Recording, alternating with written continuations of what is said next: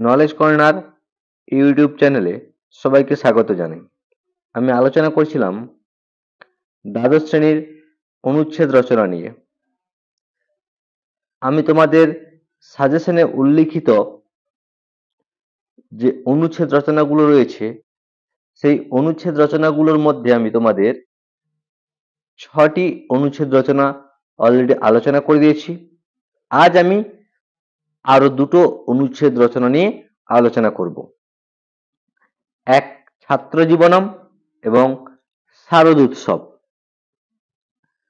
তোমাদের সাজেশনে আমি 11টি অনুচ্ছেদ রচনা দিয়েছি, তার মধ্যে আজকে দুটো হয়ে গেলে 8টে অনুচ্ছেদ রচনা আলোচনা হয়ে যাবে। আর যে বাকি 3টে অনুচ্ছেদ রচনা পরবর্তী দিনের আমি আলোচনা করে দেব। তোমরা তোমাদের আগত উচ্চ মাধ্যমিক পরীক্ষা এবং টেস্ট পরীক্ষায় এই অনুচ্ছেদ রচনাগুলো করলে এখান থেকেই কমন পেয়ে যাবে। এর বাইরে তোমাদের একটিও অনুচ্ছেদ রচনা করতে হবে না। এবং যা উল্লেখ করে দেওয়া আছে এইভাবে তোমরা যদি প্রত্যেকে লিখে আসো তাহলে পরীক্ষায় অবশ্যই অনুচ্ছেদ রচনার যে 5 নম্বর রয়েছে সেই 5 নম্বর তোমরা 5-এর 5 পেয়ে যাবে। তো আলোচনা করছি ছাত্র জীবনম। মানব জীবনস্য অমূল্য সময় ছাত্র জীবনম, অর্থাৎ মানব জীবনের অমূল্য সময় ছাত্র জীবন। অস্মিন সময়ে ছাত্রই মূলত বিদ্যাভ্যাস ক্রিয়তে, এই সময় ছাত্ররা মূলত বিদ্যা অভ্যাস করে। যত অস্মিন সময়ে জীবন মহিরুহস্য অঙ্কুরোদ্গম সম্পদ্যতে, যেহেতু এই সময় জীবন মহিরুহের অঙ্কুরোদ্গম হয়, অর্থাৎ অঙ্কুরোদ্গম হয় আমরা জানি কার না, বীজের অঙ্কুরোদ্গম হয়। আর ছাত্র জীবন বলছে সেই মানুষ রূপী যে গাছ, সেই গাছের অঙ্কুরোদ্গম হয় কখন না, ছাত্র অবস্থায় অর্থাৎ ছাত্র জীবনে। তাই বলছে এই সময় জীবন মহিরুহের অর্থাৎ জীবনের অঙ্কুরোদ্গম হয় এই ছাত্র জীবনের সময়। অনেন চিত্তবৃত্তে উন্মেষ ভবতি, এই সময় অনেক চিত্তবৃত্তি অর্থাৎ চিত্তবৃত্তি মানে মনের অনেক বিকাশ ঘটে এই সময়। ভবিষ্যৎ জীবনস্য পাথেয়ম উস্মিন্নেব সময়ে সংগৃহ্যতে, ভবিষ্যৎ জীবনে যে চলার পথে বিভিন্ন পাথেয়ম, যে বলছে চলার পথে বিভিন্ন অবলম্বন এই সময় গ্রহণ হয় বা গৃহীত হয়। অস্মিন কালে যে ছাত্রা কর্তব্য কার্যেন সময়ং নিবেশয়ন্তি তে নিশ্চিতমেব কৃতকার্যা ভবন্তি, বলছে অস্মিন সময়ে অস্মিন কালে যে ছাত্র, এই সময় যে ছাত্ররা কর্তব্য কার্যেন সময়ং নিবেশয়ন্তি, কর্তব্য কার্যে সময় নিবেশ করে, সময় দেয়, তে নিশ্চিতমেব কৃতকার্যা ভবন্তি, তারা নিশ্চয়ই কৃতকার্য হবে।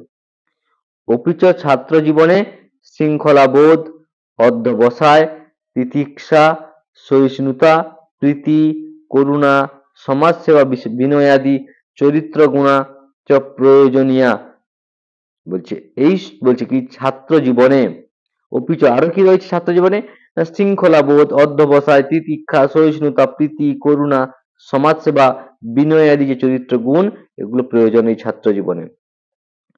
পঠনেন সহ অস্য দেশস্য আর্তত্রাণায়, নিরক্ষতা দূরীকরণায়, রোগী পরিচরণায়, সম্প্রীতি রক্ষণায়, দুর্গত জনস্য রক্ষণায়, তেষাং সমাজসেবা অবশ্য করণীয়া। বলছি কি তাহলে না, পঠনেন সহ অর্থাৎ পড়াশোনার পাশাপাশি, তার মানে ছাত্র শুধু পড়াশোনা করবে না, পড়াশোনার পাশাপাশি তাদের কি করতে হবে, অশ্ব দেশস্য আর্তত্রাণায়, অর্থাৎ এই দেশের এই ভারতবর্ষে আর্তত্রাণায় অর্থাৎ পরিত্রাণ করার জন্য, কিসের না, আর্তদের, যারা ক্ষুধার্ত, যারা নিপীড়িত, সেই মানুষদের আর পরিত্রাণের জন্য আর কি পরিত্রাণ করতে হবে। নিরক্ষরতা দূরীকরণায়, অর্থাৎ যারা নিরক্ষর মানুষ রয়েছে তাদেরকে নিরক্ষরতা থেকে দূরী করতে হবে। রোগী পরিচরণায়, অর্থাৎ রোগীদের পরিচর্যা করতে হবে। সম্প্রীতি রক্ষণায়, সম্প্রীতি অর্থাৎ হিন্দু, মুসলমান, খ্রিস্টান, বুদ্ধ, জৈন বিভিন্ন যে ধর্ম, বিভিন্ন ধর্মের মানুষের বসবাস, তাদের মধ্যে সম্প্রীতি বজায় রাখতে হবে। দুর্গত জনস্য রক্ষণায়, অর্থাৎ যারা দুর্গত মানুষ তাদের রক্ষা করতে হবে। তেসাং সমাজসেবা অবশ্য কল্যাণীয়া, এই যে সমাজসেবা, এই সমাজসেবাগুলো অবশ্যই করণীয় উচিত কাদের, ছাত্রদের। অত ছাত্র জীবনম অমূল্যং পবিত্রঞ্চ, তাই ছাত্র জীবন অমূল্য এবং পবিত্র। এই হচ্ছে তোমাদের অনুচ্ছেদ রচনা, ছাত্র জীবন আলোচনা। তো আমি এরপর আলোচনা করছি শারদ উৎসব, অর্থাৎ শরৎকালে যে উৎসব শারদ উৎসব বা দুর্গোৎসব। শারদ উৎসব বা দুর্গোৎসব কি বলছে? শরৎকালে ভব শারদ, শরৎকালেই হয় শারদ, শারদ উৎসব, শারদ উৎসব, অর্থাৎ শারদ উৎসব, শারদোৎসব। শরৎকালে যে উৎসব বা শারদের যে উৎসব সেটা হচ্ছে শারদ উৎসব। প্রধানতয়া দুর্গা পূজায়া এব শরৎকালে সমন্বত্তাৎ দুর্গা পূজাং নিত্যা য উৎসব স শারদ উৎসব উচ্চতে, অর্থাৎ প্রধানত দুর্গা পূজায় এবং শরৎকালে সমন্বত্তাৎ, অর্থাৎ দুর্গা পূজা শরৎকালে হয়, তাই দুর্গা পূজাং নিত্যা য উৎসব, আর দুর্গা পূজাকে নিয়ে যে উৎসব স শারদ উৎসব উচ্চতে, সেটাকেই শারদ উৎসব বলা হয়। সাধারণত শরৎকালে আশ্বিন মাসস্য শুক্লপক্ষে ষষ্ঠীত নবমীং যাবৎ দেবী দুর্গাং সাড়ম্বরং পূজ্যতে। বলছে সাধারণত শরৎকালে আশ্বিন মাসস্য শুক্লপক্ষে, অর্থাৎ সাধারণত শরৎকালে আশ্বিন মাসের শুক্লপক্ষে ষষ্ঠীত নবমীং যাবৎ, অর্থাৎ ষষ্ঠী থেকে নবমী পর্যন্ত দেবী দুর্গা সাড়ম্বরং পূজ্যতে, দেবী দুর্গাকে সাড়ম্বর অর্থাৎ আড়ম্বরে পূজা করা হয়। ইমং মহোৎসবম উদ্দেশ্য অখিলা বঙ্গবাসিন নবীনং বস্ত্রাদিকং পরিধায় একত্রীভূয় ভ্রমিত্যা খাদিত্যা চ পরস্পরং মিলনানন্দং অনুভবন্তি।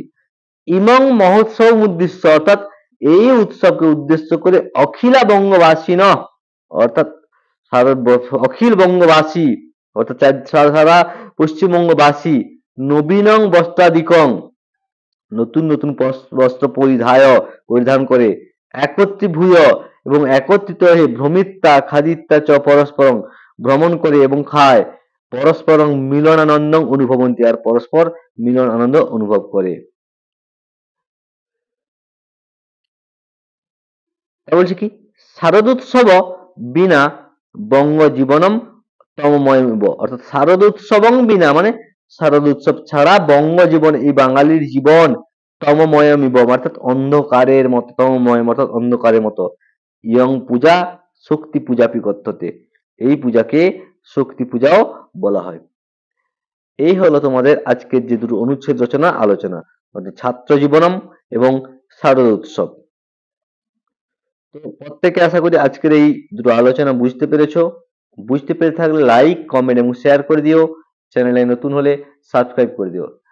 আমি তোমাদের আবার বলে রাখি, তোমাদের টেস্ট পরীক্ষা সামনেই আসছে, তোমরা যা যা করিয়েছি সেগুলো অবশ্যই দেখে যাবে, সেগুলোর মধ্যে থেকে তোমরা পরীক্ষা অবশ্যই কমন পেয়ে যাবে।